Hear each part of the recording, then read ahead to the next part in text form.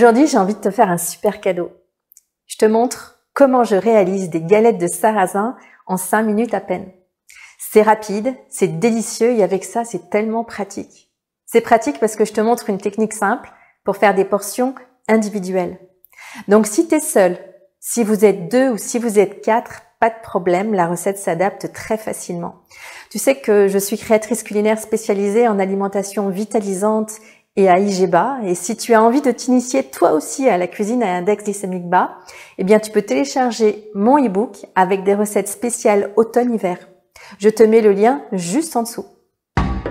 Manger mieux pour aller bien, c'est ma méthode pour booster ta vitalité par l'alimentation. Alors c'est parti, je m'attache les cheveux, je mets mon tablier, je me lave les mains et on file en cuisine. Ici, je te donne les proportions pour faire 2 galettes. Tu vas verser tous les ingrédients directement dans le blender. Tu mets 2 œufs, ensuite tu poses le blender sur une balance et tu vas peser les boissons végétales. Moi, j'utilise le lait d'amande et le lait d'avoine. Tu ajoutes de la farine de sarrasin et dans des proportions identiques de la farine d'orge.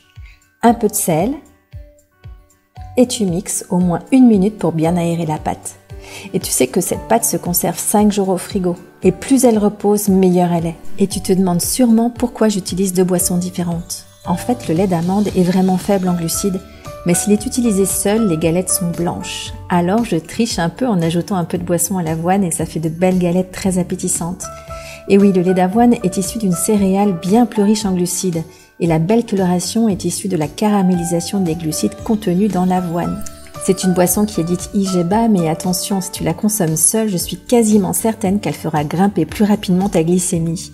Et pour les farines, j'ai aussi ma petite astuce. J'ajoute de la farine d'orge pour faire baisser l'index glycémique global de la galette. Tu trouveras les ingrédients de la recette sur le lien juste en dessous. Et si tu aimes le contenu que je te propose, n'oublie pas de t'abonner et d'activer la cloche pour être informé dès la prochaine vidéo. Allez, c'est prêt. Tu vas te régaler.